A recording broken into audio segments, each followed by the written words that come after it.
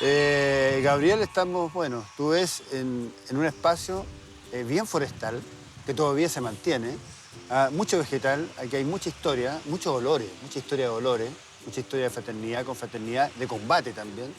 El duelo de Salvador Allende con Raúl Rettig Claro, fue por acá. claro, fue por acá. Y varios otros duelos, digamos. Y un buen ámbito, un buen espacio para hablar, no solo del libro, digamos, sino que hablar del libro y los efectos que tiene el libro. A propósito de eso, ¿tú recuerdas más o menos las primeras imágenes que tienen que ver con este objeto, que espero no desaparezca nunca, que es el libro y por ende la lectura? ¿Quiénes fueron importantes para ti en este hábito?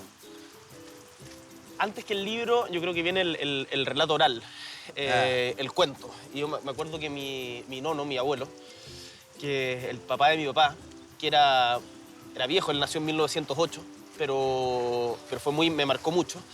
Yo me quedaba a dormir en su casa y me contaba cuentos. Me contaba cuentos que yo creo que él inventaba, nunca he logrado encontrarlos, los he buscado y no los he encontrado.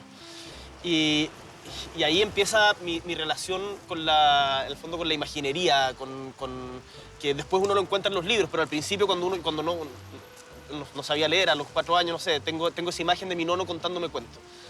Y después tuve la suerte, pese a ser de región, pese a ser de Punta Arenas, que en Punta Arenas hasta hace muy poco no había librería. Estaban las librerías solamente para comprar los libros que te pedían en el colegio.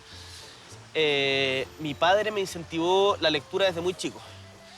Pero no, o sea, una lectura Emilio Salgari, Monteiro Lobato, lo que leía él cuando era a mi edad. Y mi papá me fue regalando libros. Recuerdo que llegaba a la casa, él viajaba, le tocaba viajar por pega, y siempre que volvía me traía un libro de regalo. Porque en Punta Arenas no había. Entonces era como la emoción de leer Sandokan, en las noches me leía, me acuerdo, el libro de las preguntas de Neruda. Y me iba regalando cuestiones también para niños, los Elige tu propia aventura, bueno, toda la colección del Barco de Vapor, el Pampinopla, mi hermano, no, ¿cómo se llama? Mi amigo Franz, no sé, todo eso, la colección de Barco de Vapor que era bien buena. Y ahí se te empieza a abrir un mundo como que no paráis nomás. Como la literatura es la apertura hacia muchos otros lugares. Las crónicas de Narnia partieron por ahí, me acuerdo, en la básica, cuestiones de esas características.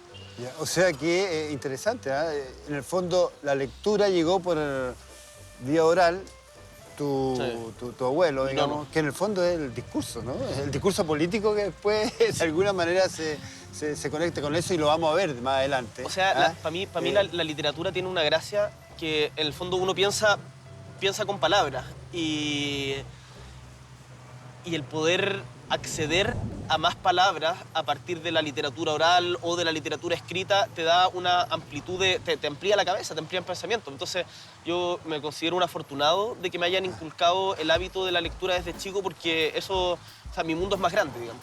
Mi mundo es más grande pese a venir de una ciudad chica. Pero sí, pues la literatura, lo que te da en el colegio, a mí no tengo buenos recuerdos de la lectura obligada. La lectura obligada, y más encima te hacían unas pruebas tan tontas, así como ¿quién es el datos? Sí, unas pruebas muy mediocres que no te estimulaban la lectura. Entonces uno leía tratando de acordarse de memoria, y eso incentivaba también de que mucha gente leía resúmenes de los libros con los datos más importantes, pero no agarraba el contenido y el disfrute que tiene el libro. A mí la lectura obligatoria, hasta que en la media tuve un gran profesor que también es escritor, Óscar Barrientos Fradasic, escritor magallánico, que dijo: lean lo que quieran. Como estoy obligado a hacerles pruebas, pero elijan ustedes el libro que quieran y cuéntenme de qué se trató, háganme un ensayo nomás. Entonces, ahí la relación con la literatura, yo me acuerdo que lo primero que leí fue La granja de los animales, en esa de Orwell. Y ahí va mejorando la relación. ¿Y qué pasaba con el contraste entre la colección Barco a Vapor y la colección de situaciones del entorno social, de tu barrio o de los extramuros, de Magallanes, digamos? ¿La ficción se extendía, se contradecía?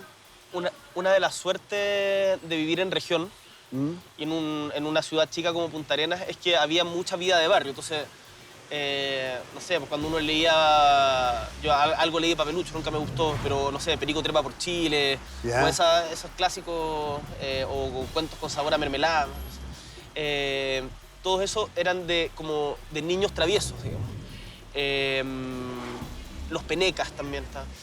Y yo tenía una vida de niño de calle, de jugar fútbol, la pichanga en el barrio, de juntarse en la casa de los amigos del barrio que después no volví a ver, pero a jugar, a manguerearse y eso. Había mucha literatura Ya. de la vida de barrio. Tuve la suerte de vivirla mucho. Y Punta Arenas además tiene la gracia que es una ciudad muy integrada socialmente, o lo era hasta hace no tanto. Entonces, al lado de mi casa, que en ese momento era, no sé, clase media alta, vivía con cabros que iban en el liceo fiscal y que su casa era casi de hojalata. Entonces conversaban esos mundos sin preguntarnos siquiera por esas diferencias. Entonces era una ciudad en donde la literatura se vivía también en la calle.